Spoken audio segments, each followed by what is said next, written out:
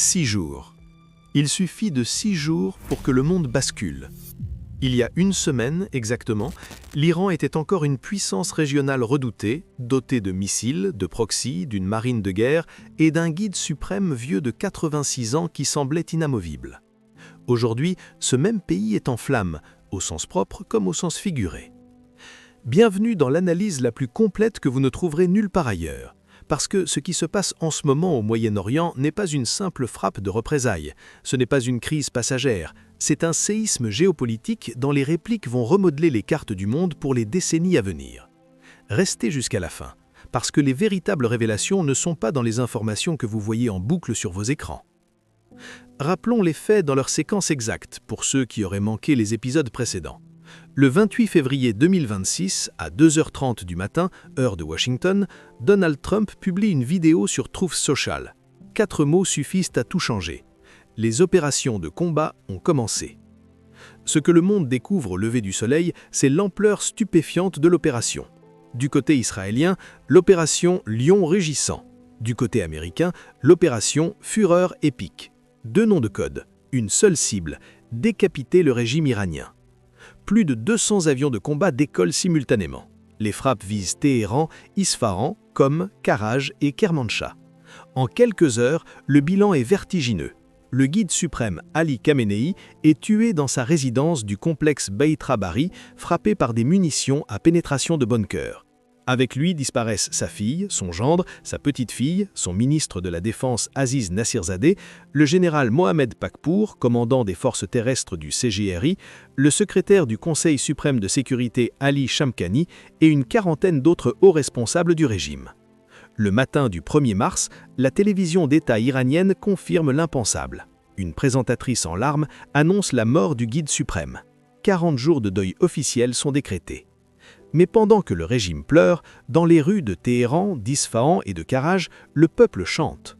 Revenons maintenant sur ce qui s'est passé entre le 1er et le 5 mars, parce que les événements se sont enchaînés à une vitesse vertigineuse.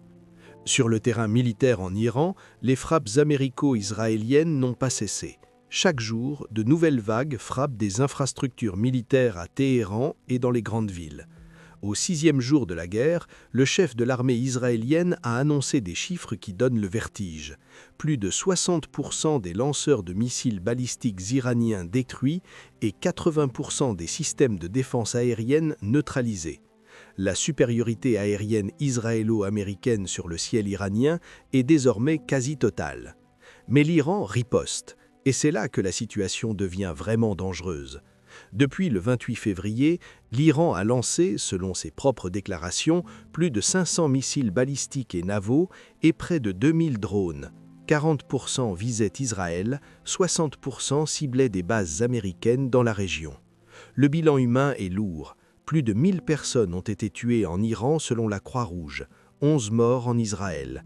6 soldats américains tués dans une frappe de drone sur un port au Koweït, des victimes civiles aussi aux Émirats, au Bahreïn et jusqu'en Azerbaïdjan, où des drones iraniens ont blessé 2 personnes dans la région de Nakhichevan, une erreur que Téhéran attribue à une anomalie technique, mais qui a failli déclencher la clause de défense collective de l'OTAN. Sur mer, un événement historique s'est produit. Le 4 mars, un sous-marin américain a coulé la frégate iranienne Iris Dena dans l'océan Indien à 40 000 nautiques des côtes sri-lankaises. C'est la première fois depuis la Seconde Guerre mondiale qu'un sous-marin américain coule un navire de guerre en temps de combat. Le bilan, au moins 87 marins iraniens tués. Un 2e navire de guerre iranien est en route vers la zone. Le secrétaire à la Défense Pete Hegseth a résumé la situation d'une phrase lapidaire. La marine iranienne repose au fond du golfe Persique.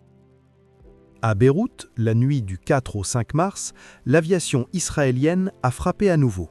Des embouteillages monstres se sont formés alors que des centaines de milliers d'habitants fuyaient les frappes sur Dahieh, la banlieue sud de la capitale libanaise. Le Hezbollah, qui avait rejoint la guerre dans la nuit du 1er au 2 mars en lançant des roquettes sur le nord d'Israël, est désormais engagé sur un nouveau front. En Irak, les frappes américo-israéliennes contre les positions des factions de la mobilisation populaire ont tué 19 combattants. le pays a connu un blackout électrique total. C'est la question centrale, celle dont dépend la suite de tout ce conflit. Ali Khamenei est mort, mais le régime, lui, n'a pas encore capitulé. Et voici ce que peu d'analystes vous disent clairement. Le CGRI, le corps des gardiens de la révolution, a pris les rênes. Selon des sources citées par Iran International, l'Assemblée des experts aurait déjà choisi, sous pression du CGRI, Mojtaba Khamenei, le fils du guide défunt, comme successeur. Aucune annonce officielle n'a encore été faite et la situation reste extrêmement instable. Mais le signal est clair. Qui est Mojtaba ? Âgé de 56 ans, il a participé à la guerre Iran-Irak dans les années 1980. Il est professeur de théologie, formé à Qom. Il est l'ombre grise de son père depuis des années, supervisant les opérations de renseignement, influençant les nominations au CGRI, gérant le cercle intime du guide. Conservateur dur, anti-occidental, il est considéré comme la continuité naturelle du système. Mais Trump lui-même a claqué la porte. Dans un entretien accordé à Axios, le président américain a déclaré sans détour « Je dois être impliqué dans la nomination, comme je l'ai fait avec Delcy au Venezuela. Le fils de Khamenei est inacceptable pour moi. Nous voulons quelqu'un qui apportera l'harmonie et la paix en Iran. » Voilà le niveau de l'ingérence assumée. Washington veut choisir le prochain dirigeant de la République islamique. C'est une rupture totale avec les normes diplomatiques, ou ce qu'il en restait. Et de son côté, Ahmad Khatami, membre de l'Assemblée des experts, déclarait à la télévision d'État « Les options sont claires. Le dirigeant sera nommé dès que possible. Mais nous sommes en guerre. » Retenez cette phrase. « Nous sommes en guerre. » Ça n'est pas anodin. C'est la reconnaissance implicite que la désignation du successeur se fait sous la contrainte des bombes, ce qui en dit long sur la légitimité ou l'absence de légitimité de ce processus. De l'autre côté, le prince héritier Reza Pahlavi continue d'occuper l'espace médiatique et symbolique. Son manifeste, publié dans les heures qui ont suivi la mort de Khamenei, a fait l'effet d'une bombe psychologique. En se référant au tyran Zahak du Shahnameh, l'épopée nationale iranienne pour décrire Khamenei, il a touché les cordes profondes de la mémoire collective iranienne. Son appel aux forces armées et de sécurité, les invitant à retourner leurs armes non pas contre le peuple, mais pour le protéger, est le vecteur le plus dangereux pour le régime. Le doute planté dans l'esprit des soldats.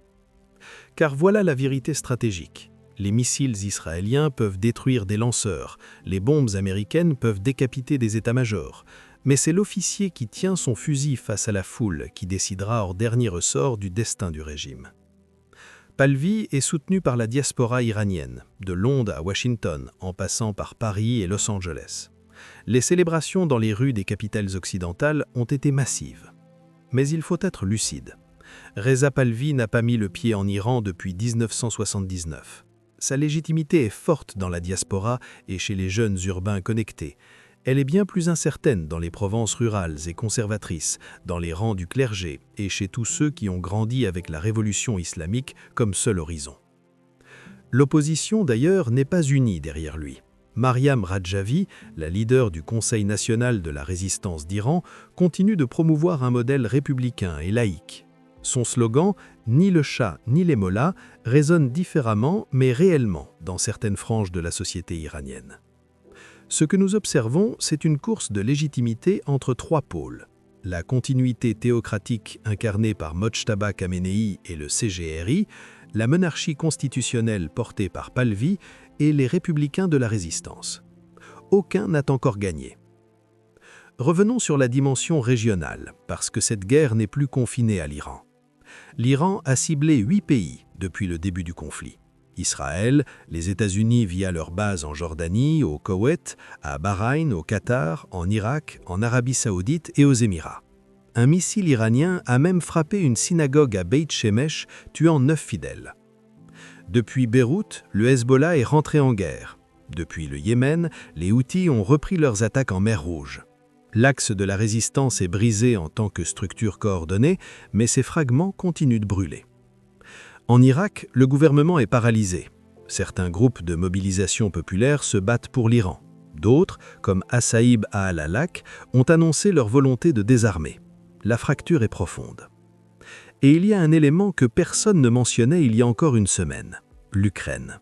Zelensky a confirmé publiquement avoir reçu une demande américaine d'aide anti-drone pour le Moyen-Orient. Les spécialistes ukrainiens de lutte contre les drones Shahed, armes qu'ils combattent depuis des années sur leur propre territoire, pourraient joindre la coalition. Trump a accepté l'aide. Une ironie de l'histoire. L'Europe, elle, n'est plus spectatrice. La France envoie le Charles de Gaulle en Méditerranée orientale avec des frégates espagnoles et grecques. L'Italie déploie des systèmes anti-aériens dans le Golfe. L'Australie a envoyé 2 avions militaires. Le Canada n'exclut plus sa participation. Et pendant ce temps, le ministre français des Affaires étrangères, Jean-Noël Barrot, a dit tout haut ce que beaucoup pensent tout bas. La guerre ne crée pas en elle-même les conditions de la paix et de la stabilité. Le risque du chaos est réel. Parlons maintenant de ce qui touche directement votre porte-monnaie et l'économie mondiale. Le détroit d'Ormuz. Ce passage de 35 km de large par lequel transite 20% du commerce mondial de pétrole est au bord de la fermeture totale. Le CGRI a annoncé sa fermeture, bloquant instantanément 150 navires. Mais jusqu'à présent, la présence de la marine américaine a empêché que cette menace devienne permanente. Cependant, l'incertitude seule suffit à faire trembler les marchés. Les bourses d'Europe et d'Asie ont cédé du terrain. Le prix du GNL s'envole, avec des conséquences directes pour l'Europe qui importe 10% de son gaz naturel liquéfié depuis le Qatar via ce détroit. Des milliers de touristes sont bloqués dans la région, l'espace aérien de la majeure partie du Moyen-Orient étant fermé ou perturbé. Emirates et Qatar Airways ont temporairement suspendu leurs vols. Les routes aériennes mondiales sont redessinées en temps réel. Le CENTCOM américain a demandé au Pentagone des renforts pour au moins 100 jours d'opération, peut-être jusqu'en septembre. Ce n'est pas une guerre éclair, c'est une guerre longue qui se dessine. Arrivons maintenant à ce qui vous importe le plus. La suite. La consolidation du régime durci. Mojtaba Khamenei est officiellement nommé, le CGRI resserre son contrôle. L'Iran entre dans une phase de bunkerisation maximale, cherche un cessez-le-feu tactique, conserve ses capacités résiduelles et attend. Dans ce cas, la guerre se prolonge sous une forme plus basse intensité, mais ne se termine pas. Trump obtient une pause, pas une victoire. L'effondrement progressif. La pression militaire, la désintégration des proxys, les défections dans l'armée et les appels de Pahlavi créent une masse critique. Des unités entières abandonnent le régime. Les villes tombent l'une après l'autre dans les mains de l'opposition. Une transition s'amorce, chaotique, violente, mais réelle. La guerre civile totale. Aucune autorité centrale ne s'impose. Le CGRI se fragmente, les ethnies, Kurdes, Arabes du Khouzestan, Baloutches, Azerbaïdjanais prennent les armes pour leur propre cause. L'Iran devient le Liban des années 1980 en version XXL, avec des missiles balistiques dans l'équation.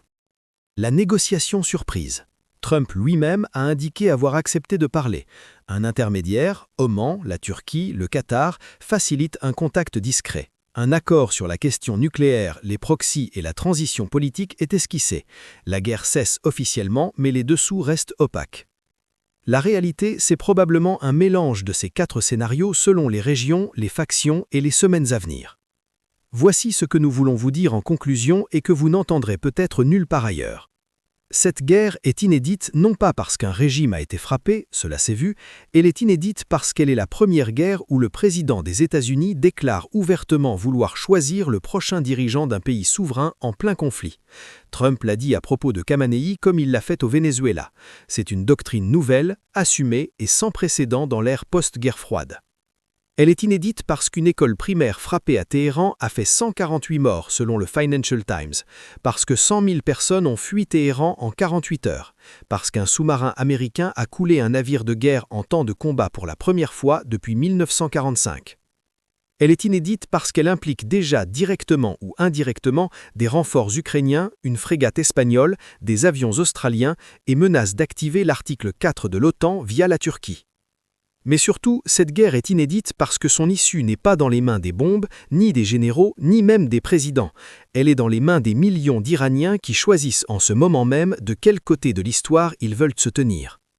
Nous sommes au jour 6. Nous en sommes encore loin de la fin. Ce que vous avez regardé jusqu'ici, c'est la mise en place des pièces d'un échiquier dont les prochains mouvements vont décider du destin de l'Iran, de la région et des équilibres mondiaux pour les prochaines décennies. Si cette vidéo vous a éclairé, abonnez-vous à la chaîne, activez les notifications. La vérité ne se cherche pas, elle se mérite. Merci de nous avoir choisis.